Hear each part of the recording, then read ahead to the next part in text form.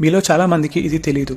ఎవరైనా మొదటిసారి అయ్యప్ప స్వామి మాల వేసుకుంటే వారిని కన్నెస్వామి, రెండోసారి వేసుకుంటే కత్తిస్వామి, మూడోసారి వేసుకుంటే గంటస్వామి అండ్ నాలుగోసారి వేసుకుంటే గదాస్వామి అని అంటారు. కానీ ఆ తర్వాత మాల వేసుకునే స్వాముల్ని ఏమంటారో తెలుసా? నేను చెప్తా పదండి.